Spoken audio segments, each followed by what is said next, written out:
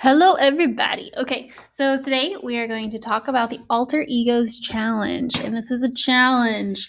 So, what we're going to be doing is we are going to be getting into learning how to draw digitally.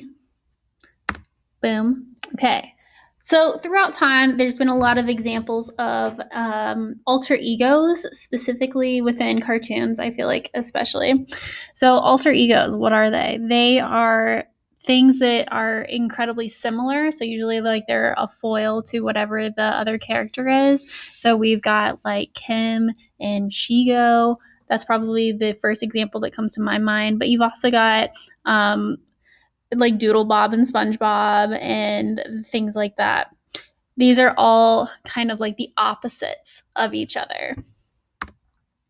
And when we are doing this project, I kind of want you to think of the similarities and differences between both free programs and also for programs that we use in class, which will be mostly Photoshop.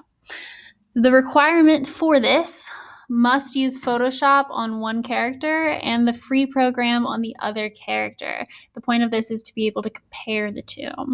You must use a minimum of 3 tools, so we'll walk through some of those in Photoshop. Be able to name what you used when you are giving your presentation. Yes, there will be a presentation you have to give, but don't worry, it's not in front of the whole class. You also have to be able to describe how those tools work. So the idea of this is it's kind of like I show you a little bit and then you kind of get to explore the rest. And then identify the pros and cons of both programs. So I want you to tell me what you prefer and what you don't like. And it's okay if you have a free program that you prefer more. I know that there's a program that I use all the time instead of Photoshop, but then Photoshop is definitely better at other things. So it's kind of, there's a give and take. We are only going to be doing line art with some coloring if you want to, but I don't want people to get like overwhelmed and do like a lot of shading because this is more about the experience and it is really about like an incredible final product. And then you'll put it all together in these final slides. The final slides will have a completed character, both completed characters, the side-by-side comparison of how they were made, and then your preference about which program and like what in the programs you liked better. And then last, any questions that you might still have about the programs. So this is really where I want to know, like, what are you struggling with? So that way I can address it. So here's again, like a brief little walkthrough of like the process that you will take to complete this. So number 1, you'll pick out your character. You'll do the normal character in Photoshop. There is a reason why we're doing the normal one in Photoshop. There's some tools that you'll need to know how to use in Photoshop that it makes the most sense for you to do the original one there. And then you'll do the alter ego of that character in a free program. Now, this does not have to be a character that already has an alter ego. You get to make an alter ego. So, for example, if you wanted to make an alter ego for Marceline from Adventure Times, you can. You don't have to like go off of one that is already made. So you get to be a little bit creative there. And then the last thing is that you turn it into the drive. So that's, of course, where everything gets turned in. Photoshop, there's a couple things that you are going to need to know when you're in Photoshop. So a little bit about Photoshop. Illustrator was the first Adobe product. And then in 1987, Thomas and John Knoll sold Adobe. Now, I have John Knoll highlighted because it's usually just him that is credited, but both of the brothers made the product together.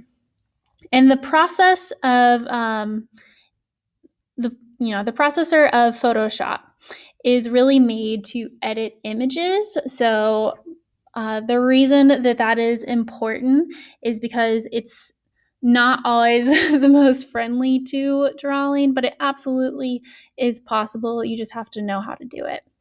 And then the other thing about it is it is pixel based. So Illustrator is going to be what's called vector based, and Photoshop is pixel based, meaning that when you are Editing in it, you're editing pixel by pixel. If you bring something in that is vector-based, it has to be rasterized if you want to edit it. Here is a little brief history of the pixel. The word pixel comes from the words picture element, and today's video is all about the history of the pixel. It begins all the way back in 1839, when the first practical, commercially available process of photography was introduced. It was called the daguerreotype, and it involves all of this stuff. But photography only continued to improve from there, and soon the daguerreotype was obsolete.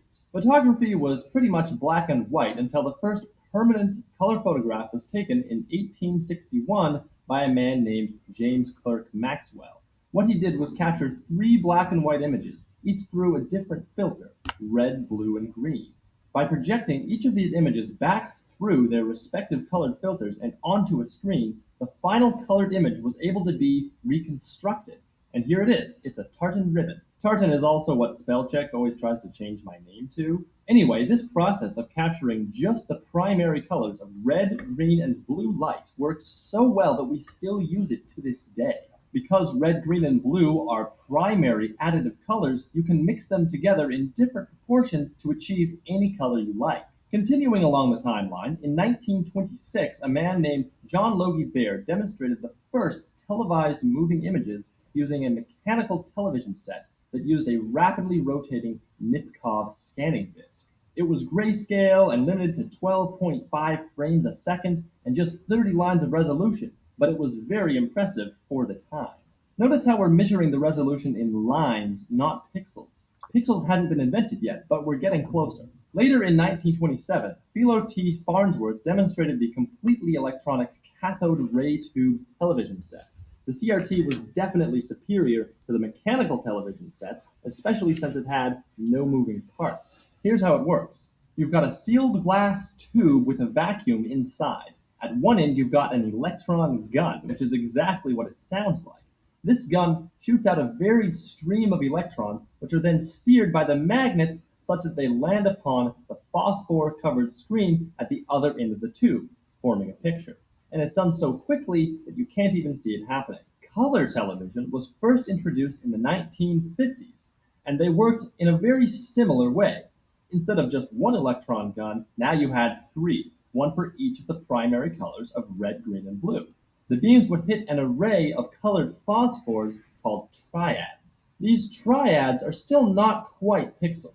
The color TV standard at the time was 512 distinct horizontal lines. It wasn't until the digital age that those video lines were further sliced into rectangles, which made digital representation of an image possible, and thus the pixel was finally born.